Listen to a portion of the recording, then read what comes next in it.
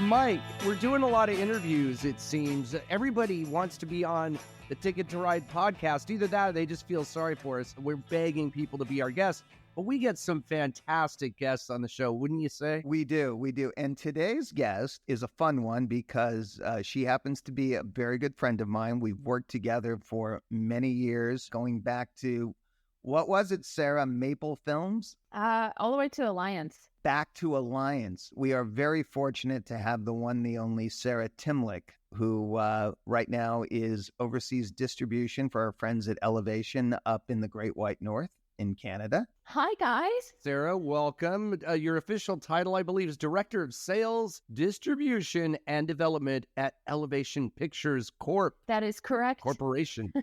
All right. Yeah. We love it. So, this is a special episode, Mike. Yes. We've never really done this before. We're going to have our guest, Sarah Timlick, work with us today, be a part of our box office recap for this very big weekend, very controversial weekend in a way, I will tell you, given all the press inquiries I received as far as Elemental and The Flash. Sarah, you've been in the news. Elevation has been in the news. Talk about that. And then we'll get into the box office. Mm-hmm. Starting with Show Canada, we made a couple of announcements that this year we have a conservative effort to try to release the most amount ever CanCon Canadian-made homegrown titles in one single year ever. Hopefully, it will come to the largest accumulative CanCon box office in a single year ever as well. Our 10-year anniversary is in the fall, which is very exciting. Hey! Happy anniversary. Happy anniversary. And it feels very much like we're almost like pre-wedding. Like we have this like positive energy around us. The Hollywood Reporter did an article on Elevation highlighting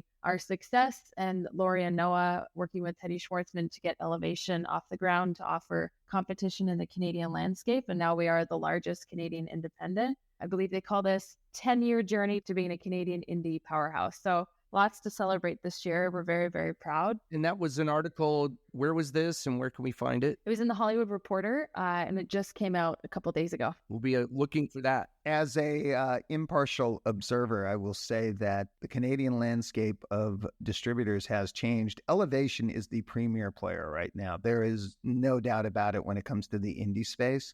They represent the most amount of product out there. And having known Lori May since way back when and what she's put together, Sarah, you guys have a fantastic team over there. Thank you. Thank you. We're really proud. Nothing but the best on Ticket to Ride, baby. Elevated. We elevated our game today. I like it. I closed the Show Canada presentation saying Hollywood North looks elevated even, and it was extremely hard for me not to go into Hanna-Barbera's Snagglepuss voice. Thank you. Merci beaucoup. That's the great thing. Sarah has so many references to pop culture. As a child of pop culture myself, I totally appreciate it. But Mike, I would say our pop culture references are a bit more well-aged, so to speak. I feel like Norm on Cheers right now, the way I've been welcomed by the both of you. Oh, well, you are welcome. Walking into the bar. Good afternoon. Side note, my pals and I will refer to Flintstone quotes to sum up whatever's going on in the course of life at the time. That dates us at that point. So, well, that sure does. But speaking of dating, let's talk about this weekend a little bit. Yeah. And as we were looking at the grosses coming in, I'm just going to say, I think Flash got a bum rap along the way. Paul, you and I talked about it over the weekend, and that was, I think the expectations got ahead of themselves a little bit. And I've worked on a number of movies where that has happened, where you go into an expectation, you get a movie, and you go, wow, if this movie opens up to $40 million, it's going to be fantastic. And then through the campaign, all of a sudden, you start feeling this groundswell, and you go, wow, it could actually do 50. Maybe it'll do 60. Maybe it'll do $70 million.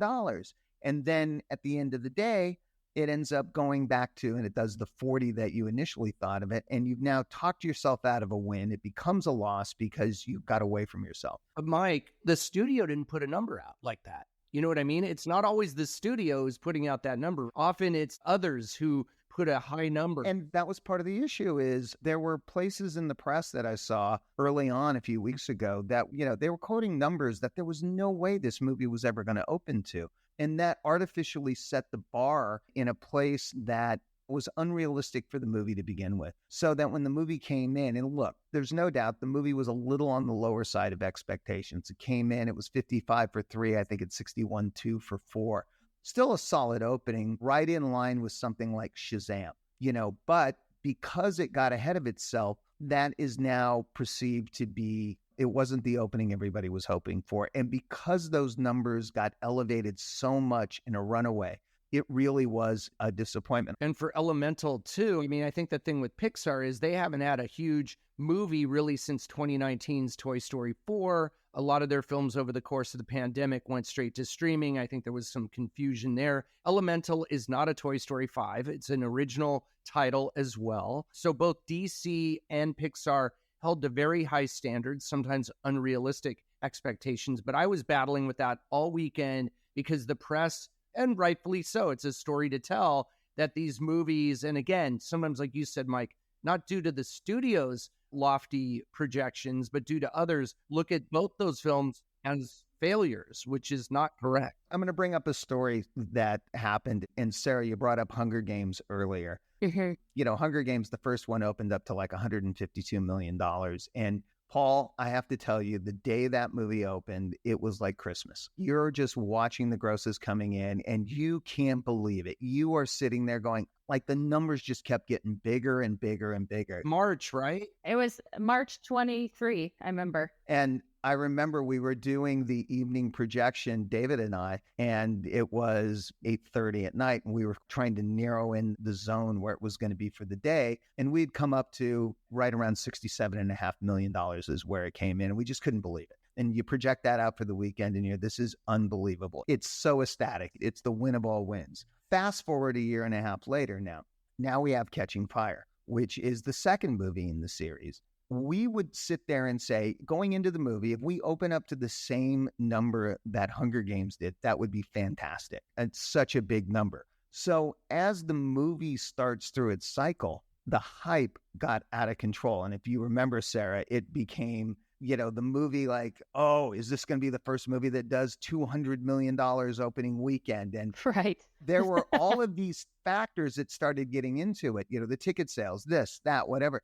You start getting into it. So going into the movie, we were like, look, if we do 150 again, that's a home run. We're going to do really well. So by the time we get to the time the movie's opening, we've got these expectations of maybe it does 175, maybe it does 200. And we are opening day, we're watching the grosses, and we're like, yeah, it's not going to happen. This is probably going to be somewhere around the same as the first Hunger Games. And I think we actually outgrossed the first one. I think we did about 155 on Catching Fire. But the energy around the room was completely different because we let it get away from us. And I'll never forget, we were sitting in Richie Faye's office at the end of the day, and we're looking at it, and we're like, yeah, it's only going to do 155. So Peter Wilkes, who was the investor relations person over at Lionsgate, pops into the office, and he's ecstatic, and he's looking at you guys. He's like, what's wrong with you guys? Like, it's only going to do 100. What is wrong with you? Like, this is one of the biggest openings ever, and you guys are looking like you're going to a funeral. Yeah. And that, to me, is the difference. And it's like when you let it get away from you, you get to that point where you start buying into the hype. And, the press let it get away from them on this movie. And I think instead of putting this in the proper perspective where this movie should land, look, if the movie was supposed to be a $70-80 million movie and it ends up doing 60, 61, it's still a disappointment, but it's not like it missed by the way they're making it sound like it missed. And I felt like Don Quixote this weekend talking to various press outlets about it, because I seem to be alone in my assessment that you can't just say these films are failures based on this opening weekend, based on overblown expectations. But we could talk about that all day. But I want to ask Sarah real quick. It's different, let's say, or you should tell us, is it different in the specialized film world where when you have an opening weekend, you might go limited, you might be looking more at a per theater average rather than the sheer gross? Is it different in that way? Like, do people look at a movie like Blackberry and go, oh, it better do, I don't know, whatever the number might be, some crazy number? Or do you look at is it more of a long tail on specialized film where nobody calls it on the opening weekend, unless, of course, something like Asteroid City in 6 locations did, $840,000 for the 3-day. But that's kind of an outlier. How is it on a weekly basis with your films? Do you look at the long term or the short term to find the success for your films? I think it comes down to, like, for example, if we take Past Lives versus Blackberry, we went wide all at once, grabbed as many screens as we can.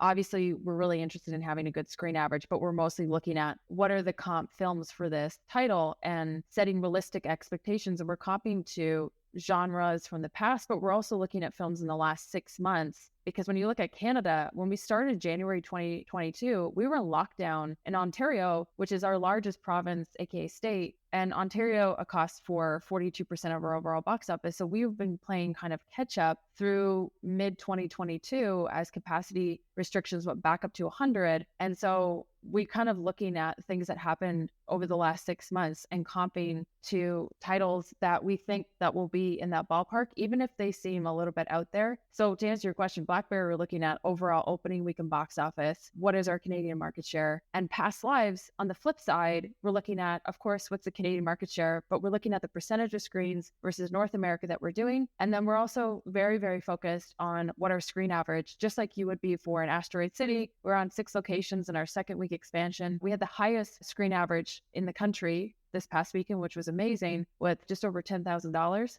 So that's something that's very, very important to us. Now, as we get further down the line with Past Lives, the screen average isn't going to be as focused on because we'll be going wide next week. So for us, it's trying to get as big a number as we can and making sure that those smaller markets are performing just as well as the urban centers. Great insights. I appreciate that because I think every movie is different, but every type of movie is different as well. For sure. And one of the biggest differences this weekend, too, just between Canada and the States, was we didn't have a holiday this past Monday. So it was a regular weekend for us. So our Monday, I was getting a whole bunch of calls on Monday going, what's going on up there? Like, why is Canada dropping so significantly? And we're like, oh, we're not off. We're at the office.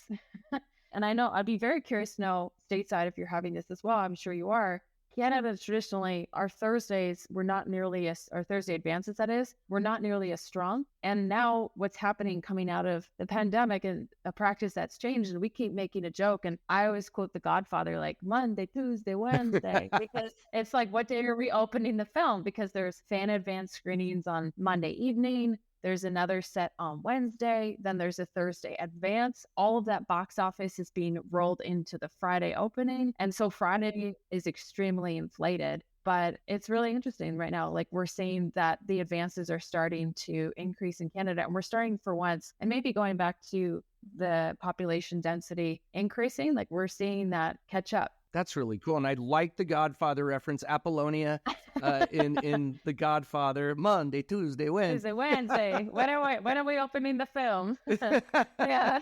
It's a great point. When you look, I think it's all part of the movie marketing right now. And that is, if you have a movie that plays, let's get in front of as many eyeballs as we can ahead of time. Let's make an event out of it, and let's make it something that, can get the word of mouth going ahead of time. And I think post-pandemic, I'm seeing more and more of what I would call the early access screenings. Thursday has become, that's basically Thursday evening is opening day as far as anybody's concerned. And, it's all good for the business is the way I characterize that. And this is going to be a great summer. And we don't want to take too much of your time, but I want to find out from you, Sarah, what are you excited about? Hold on. Before we do that, there's one movie I want to talk about over the weekend, Paul. You're missing probably the biggest story in specialized movies. I mentioned it. I said Asteroid City. Since 2016. La La Land.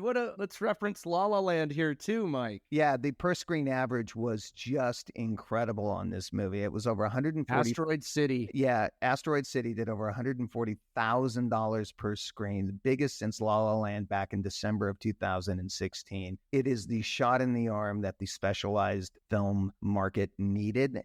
Past Lives has been another one, Sarah, that has really been overperforming. Those two movies, if you look at that, plus Blackberry, you're starting to see those signs of life in the specialized market that hadn't been there. And I know, speaking to some of our specialized theater operators, they'd been concerned, but I think they're feeling a little bit better this weekend. And thank goodness, right? Because I think, I talk to the press all the time, and during the pandemic, they're like, oh, well, that part of the business is never going to come back because it'll all be about blockbusters, getting as many butts in the seats. But I think you're right, Mike, and I think, Sarah, you'd concur that this is a very robust market with great films. Let's not forget, it's these films that are so good, like Past Lives and Blackberry, that are just really appealing to audiences, discerning audiences that don't necessarily get caught up in the hype, but maybe like to read reviews and that kind of thing. Sarah, how do you look at that marketplace in terms of the audience and their desire to see such films in the movie theater? There's just a plethora of content, it's ubiquitous right now with just the bullpen is completely full. And there's so much on deck and there's so much that is available to patrons to go out and see. And I think we're seeing that week over week traction. It is obviously bottlenecked a little bit in the summer. And I think maybe we're just not used to this from the past 3 years. That's but true. I think, we're like, oh my goodness, like Mission Impossible, Indiana Jones, Barbie, Oppenheimer, everything is like back to back to back. But it's really exciting because it means that you can make your plans week over week on what you want to see. And we're seeing quality, to your point, increase in the specialty markets as well with Asteroid City, with Past Lives, with Blackberry. And I think that trend is going to continue into the fall. That's good news for the industry. And one more quick point. I want to talk about this weekend in as much as the overall weekend was great for theaters because that depth of content, the plethora of content, almost $200 million for 4 days for North America, US and Canada. But yet the overall feeling that was reported was this negative one. And I kept saying, well, what is this? Like Dickensian, A Tale of Two Cities, like the best of times for the theaters, but maybe the worst of times in the perception by some of a couple of the movies. So it's really interesting to look at the dynamics of the marketplace and how theaters are doing well, but individual movies and their studios have to worry about profitability as well. It's a tale of two cities in a sense. Think about it, Paul. As we keep saying, it's the ebbs and flows of what is the movie business. And what does that mean, Mike? What does that mean? We're back to a normal cycle. Exactly. We've all sat there where we've looked at, weekends where somebody will say that movie didn't work. And that, it has nothing to do with the pandemic. It has nothing to do with movie going patterns. It's all about the content. We're seeing that now. When you see a movie like Asteroid City doing what it did this weekend, there's no issue with people wanting to go back to the movies. It's how do they perceive the movie and what do they want to do? And again, that's exactly right. And like with superhero movies, people keep saying, oh, people are done with them. No, they're not. Look at Spider-Man Across the Spider-Verse, Guardians of the Galaxy. If you have an Ant-Man that people perceive as underperforming, that doesn't mean that genre is dead. No. It means that movie didn't work for whatever reason. You mentioned that we have almost a $200 million 4-day weekend this weekend. Again, those are big numbers, Paul. We're getting to your $4 billion. It's going to happen. There you go. I want $4 billion, Sarah. The $4 billion is going to happen. I've gone out on a limb.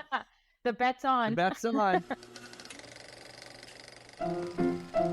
Let's all go to the lobby. Let's all go to the lobby. Let's all go to the lobby to get ourselves a treat. As our listeners know, I am a big hockey fan. I knew this is where this was going. Oh, here we go. Here we go. I have hockey buddies in all the different cities, and my Toronto hockey buddy is Sarah. And so when the Kings were out this year, I adopted the Maple Leafs as my go-to team. So I shared in the misery that Sarah had, as that didn't work out so well. No, it didn't. And it's funny, Mike, we talk about going back to when we first met back in your Lionsgate days. And that was the one thing at CinemaCon I was so jazzed about is I would walk into the Lionsgate meeting and you and Fitz and Sean Barber, we would sit down and we would talk hockey for like 20 minutes. And it was like the greatest thing. Being south of the border, getting to share your hockey knowledge and talk about Don Cherry and all the trade deadlines. I was just so excited someone knew what forechecking meant. There you go. There you go. And now I'm, Paul, as we record this, the Stanley Cup Parade just happened in Las Vegas, of all people. Who would have ever thought Las Vegas would host a Stanley Cup Parade? I'm in hockey withdrawal now. So now we've got 3 months to go with virtually nothing. So I feel bad for you. I have to sit in the penalty box because, as everyone knows, I know very little about sports at all. Although I do love sports documentaries. That's where I get my sports fix, is with the the thrill of victory, the agony of defeat of that's shown in documentary film, tying it all back to movies. I'm even going to do it one better. I'm going to tie it back to Sarah on that one. So you're talking about a sports documentary. Sarah, you guys had a hockey documentary this year, which was really fascinating. Yeah. Hubert Davis was directing. He directed a little film called Hardwood that was nominated for an Academy Award a few years back. Actually, ironically, when I was in high school, Hardwood came out. And my 2 high school teachers were best friends with him because he's Canadian, went to McGill University. That film was about basketball. And then this follow-up documentary was about racism in the sport of hockey. It was a brilliant film. We premiered at TIFF last year, and then it went on service to Crave a couple months after the Toronto International Film Festival, but it was really well received, lots of accolades. It was a hot topic in hockey, of course, and so we're really happy to have produced that film. What's the title of the film? Black Ice. If I'm not mistaken, LeBron James is a producer on the film. Is that correct? That is correct. He's an executive producer on the film. Very good. See how that all ties together? I love this conversation. Full circle. The other thing, so Sarah, you mentioned, when you were in high school, and, we always like to start, how did you get involved in this crazy business of ours? Mm-hmm. Well, it was those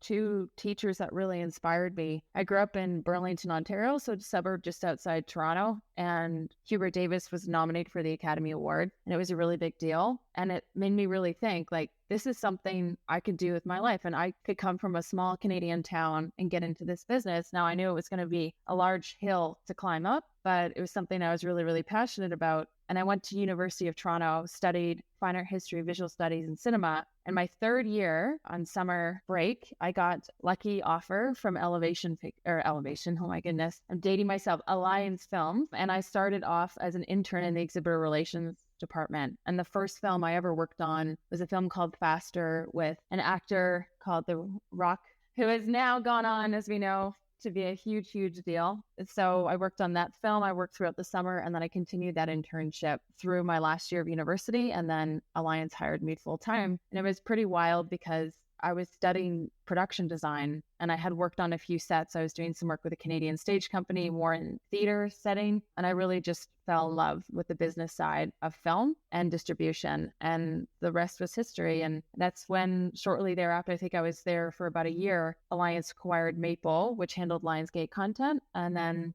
we worked on the Hunger Games, I believe, that tiny little franchise, Mike. Yeah, that was some fun times on that. But I want to go back to something you said, and that was you started as an intern in the exhibitor relations department. For our listeners who may not know exactly what that means, what is exhibitor relations? It's funny because I remember interviewing for it and thinking, what is exhibitor relations? Essentially, relations with who's the exhibitor? There was a whole learning curve there. My job was to manage the relationships with our exhibition or theatrical partners, largest being Cineplex, primarily focused on the in-theater marketing. So all the assets, whether the trailer placement, all that negotiation to get on-screen time, pre-show negotiation and contracts, as well as standees and any installations. Back in the day, we used to do a ton of costume installations. I remember getting costumes in from Focus Features for Anna Karenina, and we completely took over the theater. So anything in the theater space was my domain, and that's where I kind of got my start. And it was brilliant because we were headed underneath the sales department at Alliance, and working under sales really gave me a lot of exposure to box office numbers, the importance on how to drive grosses, what the significance was behind our market share in Canada, trying to get that 9% to 12% on a film. And at Alliance at the time, the structure back then was we were Canadian independent, the largest at the time, and we represented most of the mini majors in the state. So Focus Features, Relativity, the Weinstein Company, Lionsgate, of course.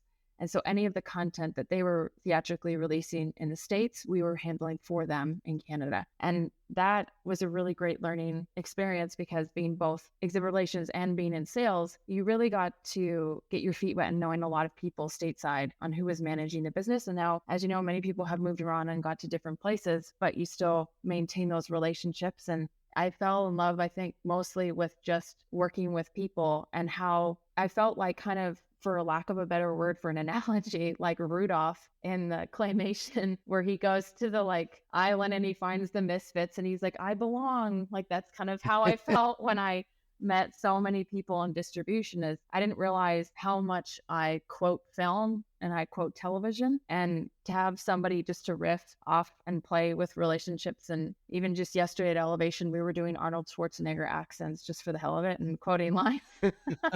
So I think that there's just some sort of zeitgeist, and when you love what you do, you stay there. Sarah, that's great to have that kind of insight, to be on many different sides of the business or to understand sales, exhibitor relations, loving movies, I think is a big part of it. Everyone I know in this business that's successful in what they do, they know and love movies, from doing Schwarzenegger accents to talking about big movie years, like certain years that had incredible films, or just, I don't know, like you say, riffing on that, like a jazz combo. When you get into it, talking about movies with other people. For anyone listening, wouldn't you say it's great to have a foot in distribution, a foot in marketing, also on exhibition side? Wouldn't you say it's good to have all that? You see the big picture of the business? Absolutely. And I think a place like Alliance, and especially Elevation, is a great learning place, because when I started later in my career at Elevation, I was doing work in ancillaries and TV licensing and theatrical sales and running exhibitor relations. So you get to see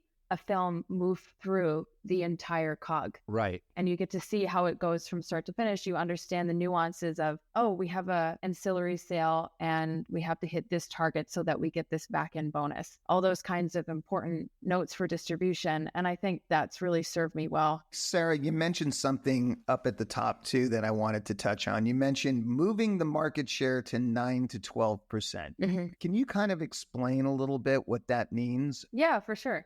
So obviously, when we're servicing a film in Canada, it's really important to us. Canadian box office is usually between 9 to 10% of North America. And so when you're above 9% in Canada on a film, it means that you're overperforming, obviously. And so that is the goal that we're always trying to achieve at Elevation, is getting the highest market share that we can. Obviously, granted, also looking at the percentage of screens that we're on compared to the North American amount of screens. So we're trying to match 10% for 10% is the goal. We met over there at Show Canada this year. I mean, yeah. It was really cool to look at in our Comscore data how consistent Canada is in terms of market share year after year. Generally, it's around 10%. But it's been growing, and we've seen that Canadian market share versus the U.S. has been growing, and it's very consistent and a vital part of the overall ecosystem of movies in what is called North America in terms of the box office. Can you talk about how important Canadian-based films are to the Canadian market, and how different provinces, theaters, and studios have to get together to recognize the demographic makeup of a particular province? Do you look in a very targeted way at various provinces in Canada and tailor movie releases to the audience? Absolutely. And you touched on something we're very passionate at Elevation about, is producing CanCon Canadian-made content, working with homegrown directors such as Adam McGoyan, Carly Stone, Matt Johnson, most recently. And I know this was kind of adventing when we were at Show Canada, and I was so happy that you mentioned and talked about Blackberry during the State of the Industry. That was so great. We're about 50% market share on that film. It's a Canadian-produced film, true story, about Research in Motion, which was the company behind the creation of the first smartphone, the BlackBerry, and its demise. We did $1.3 million in Canada overall. And we focused a lot on the fact that it was a Kitchener-Waterloo-based story, but that it's also a recent Canadian headline story. And not to tie it back to hockey, but I will, is during their heyday, they tried to, at one point, purchase the Pittsburgh Penguins and bring them to Hamilton, setting up shop in Copps Coliseum. So there was a lot of interest in the film. We worked that film religiously. We had a ton of influencers. Jim Basile, the former CEO, came on board and supported the film as well. We traveled talent around to all the major markets, to all the major cities. Telefilm, which helped finance the film, was a big supporter. And I think all those little elements made it a huge success story, not only for Canada, but for North America as well. And like going back to market share, to crack almost 50% is unbelievable. Yeah, and that movie got fantastic reviews. And I believe it was available on PVOD or some platforms while it was still in theaters, yet was still doing well in theaters. Mm-hmm. And that really says a lot. Mike and I have talked a lot about this on our podcast here, about how you can have a movie that's available at home, and yet people will still go. And remember, this is not like a big special effects film with explosions and huge vistas and all that kind. It's more of a tech story, a human story, but still it's so much better in the movie theater. And I know Blackberry, that's just a slam dunk for Elevation and for moviegoers who want to see films like that. Yeah. And also and for Canada. Oh, for Canada, it's huge. And I think Like Jay Baruchel's in the film. He's obviously Canadian. He's from Montreal. So we really push the film in Montreal as well, where he's from. Canadians, it sounds really silly,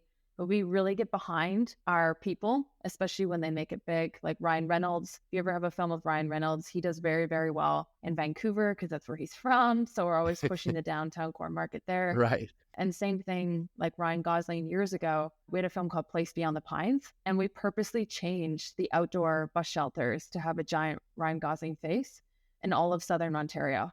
And the grosses just went through the roof. And I remember at the time, Jack Foley was handling that film in the States for us. I believe it was Focus. And I remember him calling, going, what is going on in Southern Ontario? And we're like, you got to see these bus shelters we put out. They're brilliant.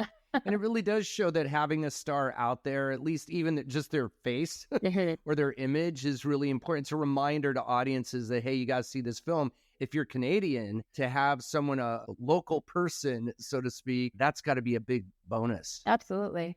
And the other thing, I have a fun fact for you that's actually just recent. So this past Friday, StatsCan, also known as Statistics Canada, just reported that the Canadian population hit 40 million. So we're up. So we know our population is increasing. And when I was looking at comparison to the population of the States, it almost makes us about 12% of the population. More moviegoers, more future moviegoers being born.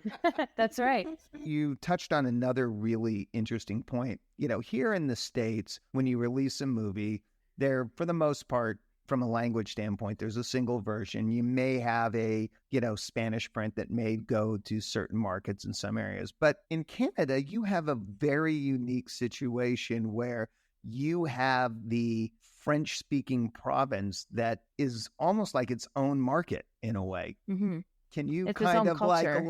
can you, when you're figuring out how a movie's going to play, how does that come into the whole equation? Yeah, it's definitely like when we talk about market share, I think the biggest difference between Canada and the States is we talk twofold. Canadian market share, hopefully we're in that 9 to 10% range on box office, on gross, but also what is the Quebec market share overall? And so we always want the Quebec market share to be somewhere between 25 to 30% or higher. Obviously is better, but obviously it depends if you also dub the film. Is the film dubbed in French language or not? If it is not dubbed, the percentage in Quebec will always be lower. You can also have very special situations where we released, obviously, another CanCon title that we're very proud of, that we're releasing the sequel this September, Paw Patrol. The Mighty movie's coming out, but the original one in August 2021 was during COVID times. We were at 50% capacity. And I remember on opening weekend speaking with Paramount, and they were like, why is the Quebec percentage so high on Paw Patrol? Do they just love the dogs?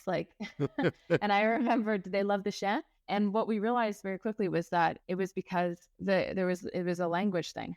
And so we had dubbed the film, obviously, but it couldn't be pirated because it was not, had just been put in theaters. So it was a really interesting experiment. We're really hoping that the Quebec percentage is high once again. In my Lionsgate days, there were certain movies, Paul, you would look at and you would go, for whatever reason, in French Canada, guess what? They love the Step Up series. Oh, go figure. That's the one. That's really interesting, too. I think for those listening, that it's not a set it and forget it business. Now, it should be for the moviegoer. All they need to do is find the showtime, go to the theater, buy their ticket, go in. But there is so much that goes in what we like to call in the restaurant business, the back of the house, to get everything for the front of the house ready.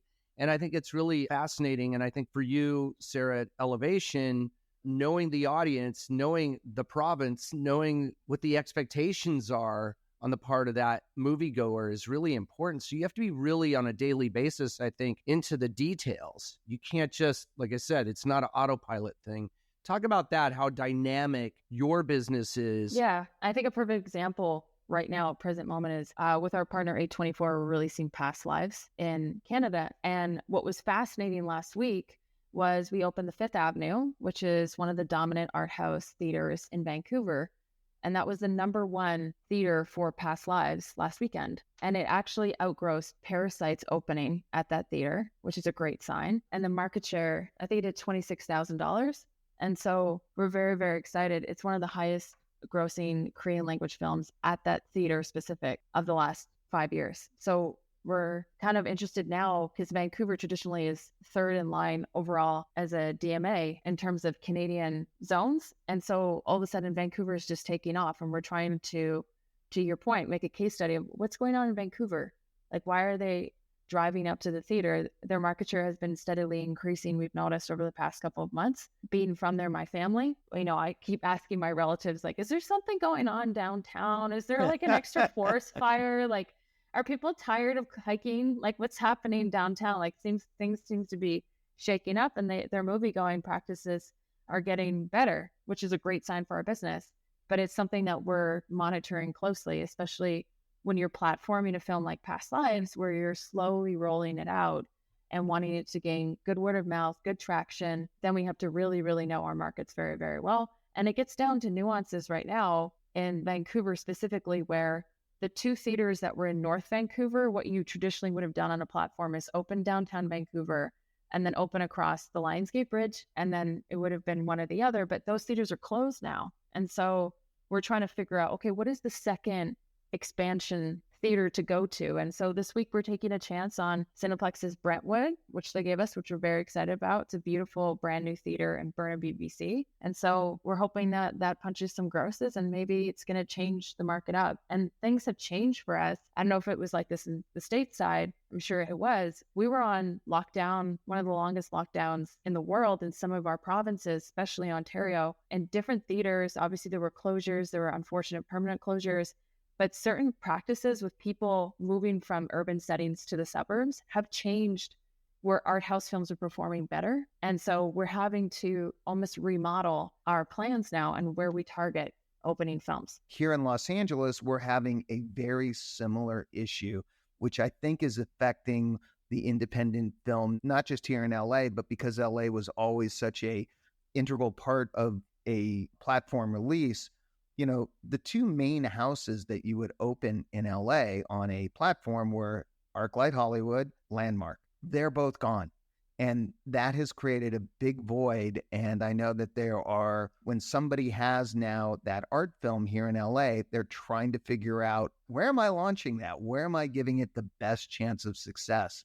I don't know if we have an answer to that here. And it's great to see that you guys up north are starting to see patterns and being able to see areas that, may be compensating for some of these theaters that are no longer there. It's almost like we have to check the real estate listings and see like who's going where and trying to figure it out, right? Yeah, no, it's a puzzle piece. And I think, coming out of the pandemic, there's been other things that have changed. Obviously, we've talked about the windows at length, and 45 is the new 90. That's the same thing in Canada right now, and it seems to be working quite well. BlackBerry's EST is fantastic right now, so we're seeing anytime you theatrically release a film, and I know you guys have talked about this at length on your podcast, which is so great and so very, very true, is that anytime a film opens theatrically, it's elevating its post-life. And we're seeing that correlation in We the Northland as well. So that's really great. Yeah. Guys, I've got to run. Sorry to... No, you can't leave, Mike. I You know. have to I Hey, know. don't go. You're in the Ticket to Ride gauntlet. But Sarah Timlick, we are so honored to have had you be involved not only, of course, in our interview of you, but also going through the box office with us this week. Yes, I'm so honored to give insight from the north side. Special guest star, on a very special episode of Ticket to Ride. Canada. But no, this is great. Thank you so much for joining us. We really appreciate it. Sarah Timlick, Elevation, you're the best. Thanks again, and you're welcome back anytime, right, Mike? Anytime. And Sarah, I think I'm going to see you next week. So looking That's forward right. to it. I will see you. All right, guys. Thanks, you guys. Bye.